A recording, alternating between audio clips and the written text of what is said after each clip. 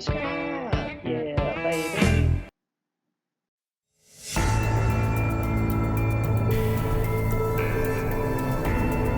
And she's having sex in the bedroom, I presume? Yes, sir. And you walk in? Chapter 8. The Last Straw. Eric's Story. January 2007. Eric Mclean has had enough. His wife admits that she's having an affair with Sean. Sean and Erin are rubbing it in his face every single day. A neighbor tells him she saw his kids locked outside in the cold while Sean's Mercedes-Benz was parked nearby. Eric has been taunted enough. They go out with friends, and Sean flirts with Erin right in front of everyone. Eric returns home. He finds them having sex. Sean said that the children would be calling him daddy soon enough. Eric's children were put in danger. Erin pushed her older son into a closet and scratched him.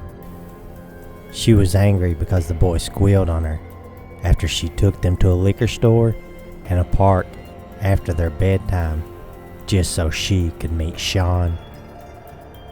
2 weeks before Sean's death, Eric borrowed a rifle from an individual he refused to identify at the time. He would later tell the investigator that he intended to kill himself. Sure enough, a member of the forensics team would later find a suicide note from Eric to his wife. Was Eric a crazed maniac? Was he jealous and eager to prevent his wife from running off with a teenager? Or had he been pushed to his breaking point? It would be up to the jury to decide.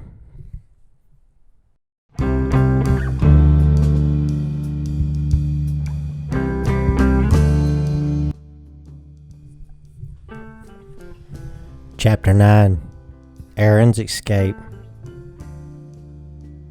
The murder trial will quickly become fodder for the media, both locally and nationally. The events that took place outside the courtroom made the tabloids look like children's books. Erin Mclean would never testify. She would be fired from a Nashville school after allegations of improper contact with students. She would later be tracked down in Austin, Texas, where she had fled with her 2 sons. They were not alone. Erin was again living with another 18-year-old boy. This time, she referred to him as a temporary helper. The Knoxville News Sentinel eventually caught up with 38-year-old Michael Mickey Franks. Mickey said that he had met with Erin in a Nashville mental health facility. They took the Mclean boys and lived in rundown motels. In Austin, Texas, they both got jobs as laborers. Erin's attorney denied it all. He claimed that Frank was nothing more than a vengeful criminal who got upset when Erin tossed him out in favor of another gay pal. Frank refuted the tale. He described Erin as a floozy. He said her behavior made this flaming queen blush. How about that 18-year-old boy? Frank specified that youngster Stephen Hopkins was not a gay friend of Erin's. He was another young lover who shared Erin's bed on many nights. According to Frank, he left after waking up in the middle of the night, finding the couple having sex in the same bed where the Mclean boys were sleeping. Mickey would go on to say, "Erin is the first person I can honestly say I regret having met her. I cursed the day I met her." Eric and Erin were officially divorced in February 2008. It would be many months before Eric would go on trial for first-degree murder. In an interview after the trial, Erin would paint her husband in a different light. She said that Eric was generally a peaceful man who would occasionally snap. She claimed he had been arrested in Loudoun County for attempting to shoot another man with a crossbow in the early 90s. That incident was expunged from his record. She also alleged that Eric threatened her with a Bowie knife. She got it away from him and threw it in a dumpster. Erin never reported that incident. She said that police were forced to visit their Coker Avenue home in 2001. They'd been arguing inside of one of their vehicles. Erin just knew that Eric was having an affair. Eric became enraged by the allegations, and he rammed the vehicle they were in into their other one. Erin convinced police not to arrest her husband. Was Eric a psychopath who stalked his UT professor? Some thought so. However, many did not believe it. Nevertheless, the public's opinion would not matter. It would be up to the jury to decide.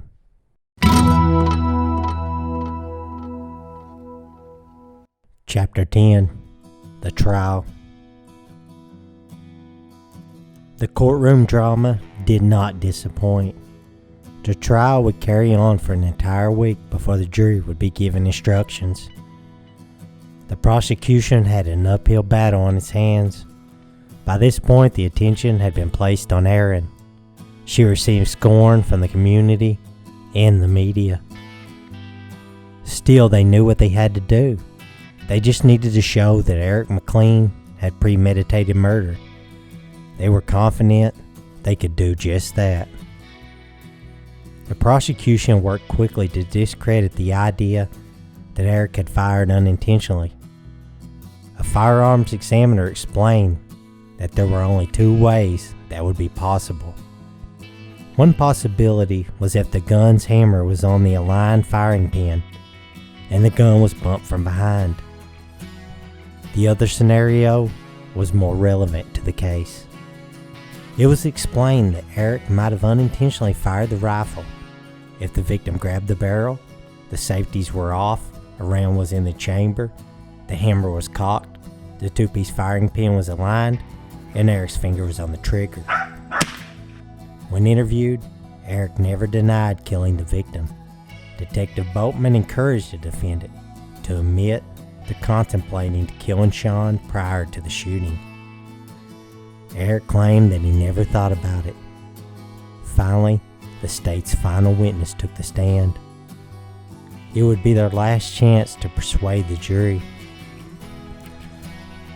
The members of the jury listened closely as the medical examiner for Knox and Anderson counties spoke about the autopsy performed on Sean's body. She explained that the gun was fired from close range. Sean had a graze wound on his hand. It had a little black residue on it. The wound was defensive. She said that the evidence contradicted Eric's claim that the victim grabbed the barrel of the rifle. While the victim's hand was close to the gun, it probably wasn't touching it. To many, it seemed like a cut and dry case.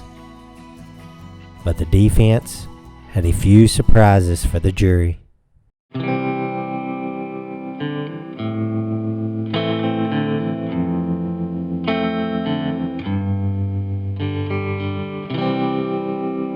Chapter 11. The Defense. The biggest surprise from the defense was Eric McLean himself.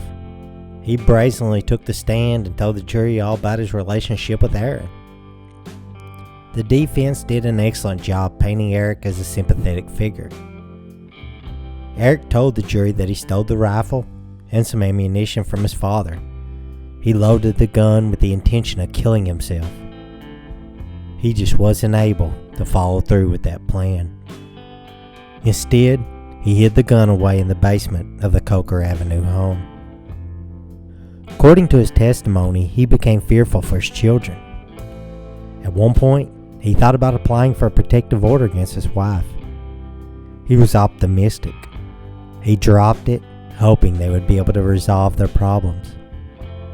On March the 9th, Sean and Erin spent the night at a play together. They returned home around 12:15 a.m. On the morning of the shooting, Eric told Sean to leave before Erin awoke. He contemplated staying home from work. After all, he was concerned that Sean would come back home while he was away. Eric ultimately went to work and returned home around 6 p.m. He had plans with his wife. They were going to go out together. Erin, well, she had other ideas. While taking a bath, she demanded Eric run several errands. She threatened that she would stay home if he didn't do what she said. Eric relented, and he agreed to move a load of items to another house. He went out to the driveway to load the car. While he was working, Sean arrived. Eric told Sean to leave, but the boy, he just wouldn't listen. He walked right into the McLean house. Eric tried again and again. Sean just wouldn't leave. Eric called 911. The call finally knocked some sense into the 18-year-old boy. He agreed to leave and the call was ended. A few minutes later, Eric looked outside and he saw that Sean was still sitting in his Mercedes. Erin was enraged. She belittled Eric for calling the police. She taunted him. Sean entered and he joined in. Eric cried inside the home while Sean and his wife sat out on a swing outside. They taunted him as his tears streamed down his face. Eric testified that Erin prepared to leave with Sean. He pleaded with her to stay. Erin was going to get her children and leave Eric behind. Eric followed her inside and retrieved the rifle.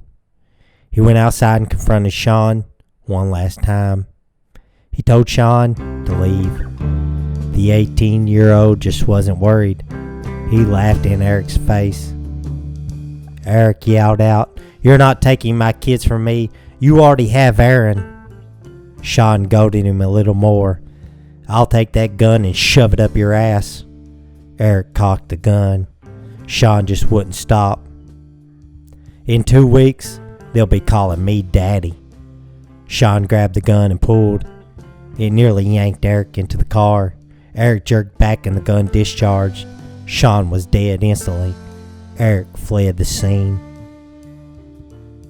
Ultimately, it was a risky move for the defense. Would it pay off? Was Eric's testimony enough to persuade the jury to set him free?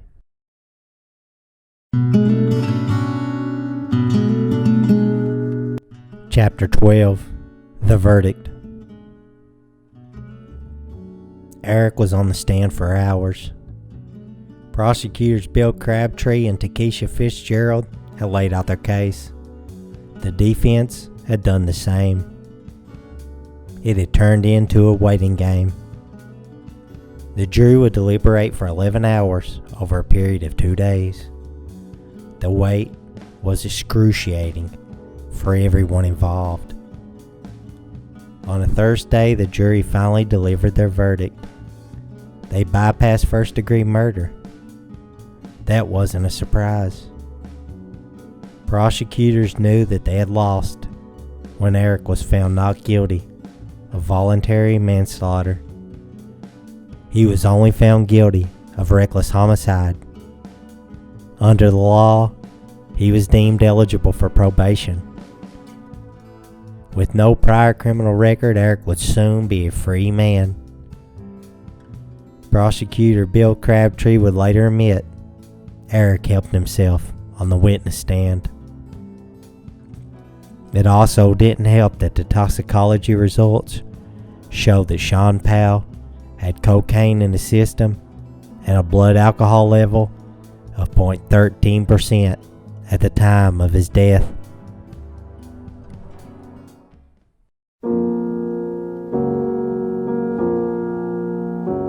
Chapter 13. The Aftermath. In November of 2008, Eric McLean would be sentenced to 47 days in jail.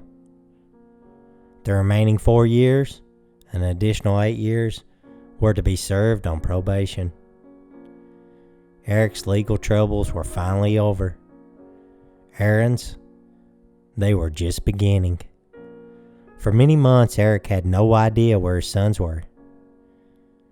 In mid-December of 2008, Erin was sentenced to 95 days in jail after a Knox County judge ruled she was in violation of a court order by not letting Eric visit the boys after she disappeared from Tennessee. When she was finally located, the boys were taken into custody of the court. The judge found Erin guilty of contempt, again after contacting the boys. She was ultimately released from jail on December the 23rd. During this time, the boys were being cared for by Eric's mother and an aunt. That all changed in February of 2009. Eric's attorney Steve Sharp managed to reach a permanent agreement with Erin. Under the terms of the deal, Eric was awarded full custody of the boys. Erin would receive visitation rights. Her attorney claimed that she just wanted the whole custody battle over so her kids could go on with their lives. She planned to move on with hers as well.